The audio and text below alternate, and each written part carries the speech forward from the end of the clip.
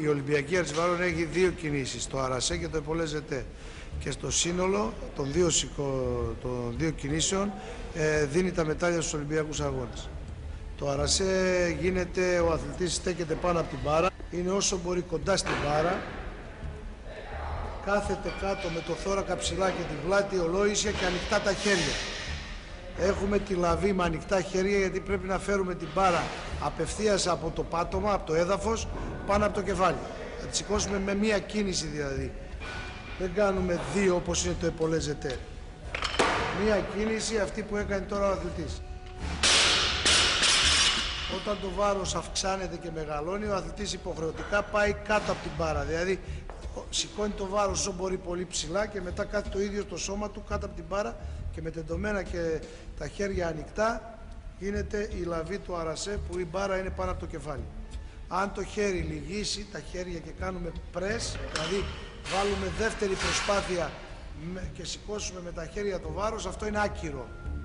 Για να μην είναι άκυρο πρέπει να είναι συνεχόμενο, τεντωμένο το χέρι πάνω από το κεφάλι, πάνω από το κέντρο του σώματος. Αυτό είναι το αρασέ.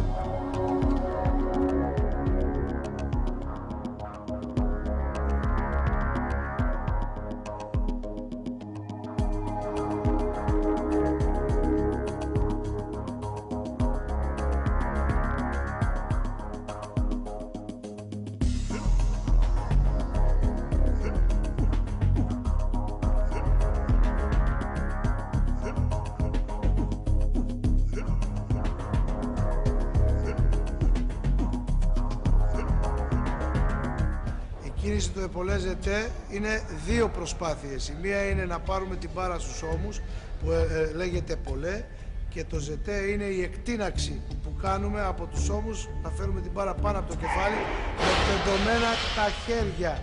Αν λυγίσουν τα χέρια και ξαναπρεσάρουμε είναι άκυρο. Στο επολέ, αν ακουμπήσουν οι αγκώνες τα πόδια μας στους μυρούς ή στα γόνατα είναι άκυρο. Πρέπει να μην ακουμπήσει πουθενά η μπάρα εκτός από να συρθεί και να σηκωθεί επάνω στο σώμα μας και κοντά στο σώμα μας ο άξονας. Το επολέ γίνεται συνεχόμενα συρτά πάνω στο σώμα, το βάρος στους ώμους και μετά από εκεί εκτείναξη πάνω από το κεφάλι. Αυτό είναι το ζετέ. Αυτή η κίνηση έχει και το jerk press, δηλαδή επολέ στους ώμους, αλλά μετά δεν ανοίγουμε ψαλίδι να κάνουμε split που λέγεται τα πόδια, αλλά καθόμαστε κάτω από την μπάρα το σώμα μας. Σπρώχνουμε την μπάρα να πάει πάνω από το κεφάλι και πάει το σώμα κάτω από την μπάρα. Αυτό είναι το jerk press. Είναι δηλαδή και αυτό έγκυρο. Μόνο να μην κάνουμε press, δηλαδή να μην σταματήσει η μπάρα εδώ και πρεσάρουμε με τα χέρια. Τότε είναι άκυρο. Πρέπει να πάει κατευθείαν επάνω. Με τεντωμένα χέρια. Αυτές είναι οι δύο κινήσεις, το αρασέ και το επολέζεται.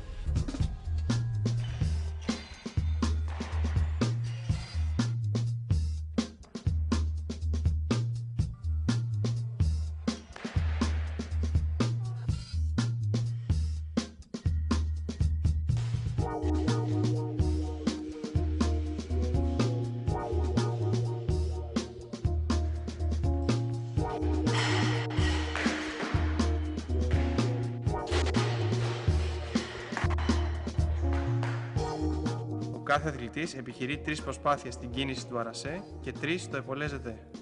Νικητής του αγωνίσματος είναι ο αθλητής που θα σηκώσει το περισσότερο βάρος αθροιστικά και στις δύο κινήσεις. Αν δύο αθλητές έχουν το ίδιο σύνολο στα βάρη που έχουν σηκώσει, νικά ο αθλητής με το χαμηλότερο σωματικό βάρος.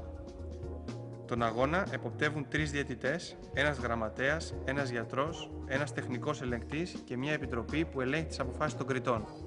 Οι 3 διαιτητές αξιολογούν αν η ανύψωση είναι έγκυρη και ανάβουν άσπρο φως στον ειδικό πίνακα των κριτών ή κόκκινο αν είναι άκυρη.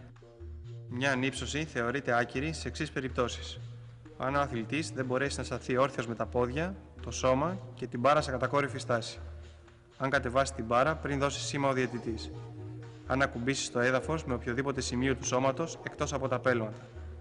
Αν δεν τεντώσει τα χέρια του ταυτόχρονα καθώς ολοκληρώνει την προσπάθεια. Αν ακουμπήσει την μπάρα στους ώμους και την οθήσει ψηλά με τη βοήθειά τους. Αν στο αρασέ σταματήσει για λίγο πριν την ανύψωση.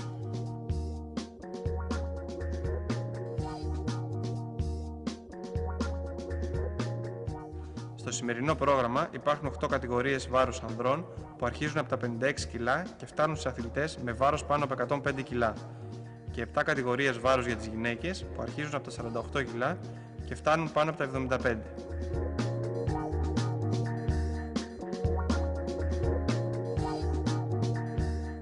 Η άρση βαρών μπορεί να ξεκινήσει σαν παιχνίδι από τα 10 μας χρόνια με 2 ή 3 προπονήσεις την εβδομάδα, με 40 ή 45 λεπτά προπόνηση μαζί με άλλα αθλήματα, καθαρά μόνο να μαθαίνει το παιδί την κίνηση που δείξαμε πριν στο αρασέ και το επολέζεται.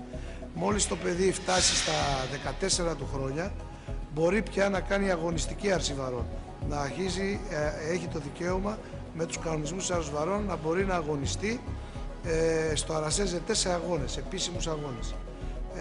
Βέβαια ποτέ δεν κάνουμε επιβαρύσεις μεγάλες ή μεγάλα βάρη στα αυτά τα παιδιά που είναι μικρής ηλικίας όταν μαθαίνουν άρση βαρών και μετά μέχρι τα 17 τους χρόνια τουλάχιστον, όταν είναι το πρώτο στάδιο προπονητικής που μπαίνουν στο άθλημα.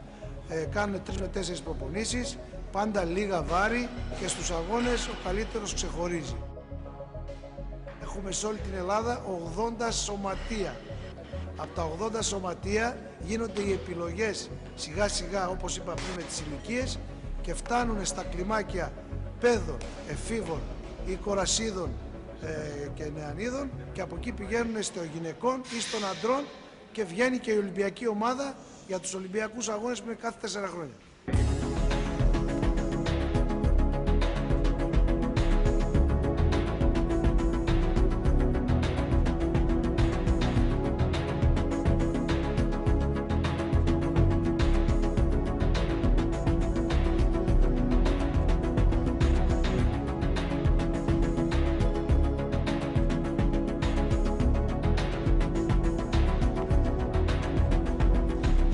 Μετά από τα 17 μέχρι την εφηβική τους ηλικία που είναι τα 20, κάνουν περισσότερες προπονήσεις, φτάνουν στις 6 και στις 8 προπονήσεις την εβδομάδα, αυτά που ξεχωρίζουν τα παιδιά και θέλουν να κάνουν πρωταθλητισμό. Τα άλλα τα παιδιά μπορούν να κάνουν αθλητισμό, άρσεως βαρών για να έχουν ωραίο σώμα, γιατί η άρση βαρών κάνει ένα πολύ ωραίο σώμα και δυνατό, κάνει και πολύ καλό χαρακτήρα, γιατί μαθαίνει ο αθλητής από μικρή ηλικία, από τα πρώτα του βήματα, μαθαίνει στην πειθαρχία και στην ώρα προπόνησης και έχει μια τάξη άρση βαρών. Όσοι δεν μπορούν να ακολουθήσουν αυτό το ρυθμό της άρσης βαρών, φεύγουν γλίγορα από την άρση βαρών. Μένουν δηλαδή τα παιδιά που έχουν χαρακτήρα για να κάνουν άρση βαρών και πρωταθλητισμό στην άρση βαρών.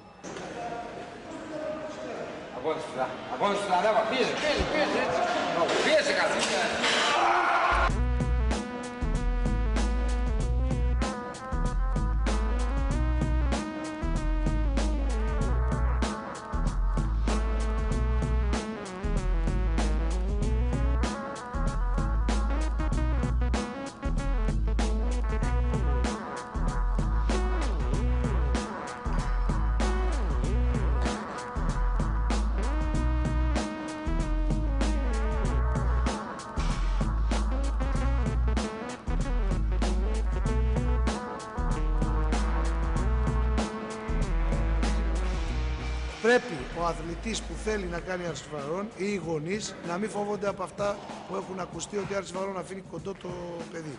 Αυτό είναι ένα μεγάλο ψέμα και επιστημονικά πια το ύψος του αθλητή φαίνεται και είναι από το DNA, από τη γεννητική και από την καλή διατροφή και δεν είναι από άμα σηκώνουμε βάρη μένουμε κοντός ή θα μείνουμε κοντοί, αυτό δεν ισχύει στην άρση βαρών. Μέσα από στρες πάντα ψηλώνει το παιδί. Έχουμε αθλητές 8 κατηγορίες και 7 γυναικών, διότι ξέρουν οι επιστήμονες που έχουν βγάλει αυτές τις κατηγορίες το γιατί πρέπει να υπάρχουν αυτές τις κατηγορίες. Για να μην είναι μόνο για λίγους η άρση βαρών, να είναι για πολλούς. Γι' αυτό έχουμε και τις 8 κατηγορίες τους άντρες και τις 7 κατηγορίες τις γυναίκες. Ένας αθλητής που μένει κοντός από τη φύση του και όχι από την άρση βαρών, που έχει ύψος 1,50-60, αυτός ο αθλητής αγωνίζεται στα 56 κιλά και στα 62 κιλά κατηγορία. Ο αθλητής που θα πάρει ύψος πάλι από τη φύση του και θα είναι στο 1,65-70, πάει στην κατηγορία των 69 κιλών και 77 κιλών. Αν ο αθλητής αυτός πάρει περισσότερο ύψος και πάει στο 1,77 με 80, τότε θα αγωνιστεί στα 77 κατηγορία με 85 κιλά κατηγορία. Και ούτε καθεξής. Αν ο αθλητής πάει 1,80 και πάνω, αγωνίζεται στα 94 και 105. Και αν ψηλώσει ακόμα πιο πολύ, θα πάει στα βαρέα βάρη, που είναι ανοιχτή κατηγορία πάνω από τα 105 κιλά.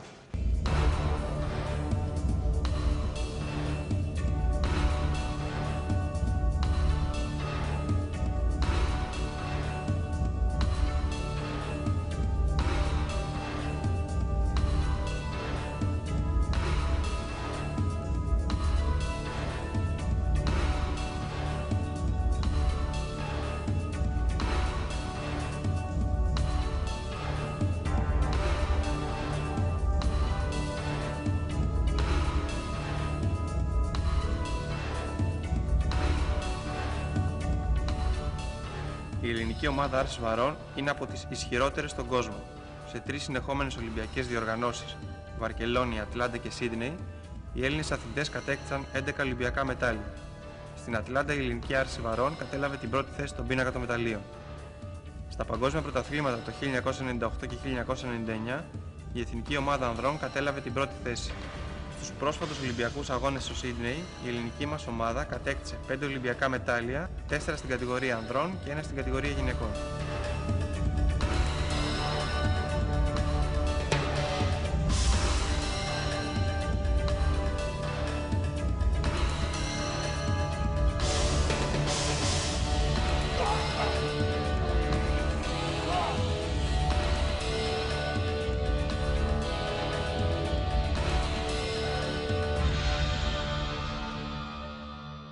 Αυτή είναι η άρση βαρών, είναι για όλους και περιμένουμε όλα τα παιδιά της Ελλάδος και τα κοριτσάκια να αρχίσουν άρση βαρών. You got it.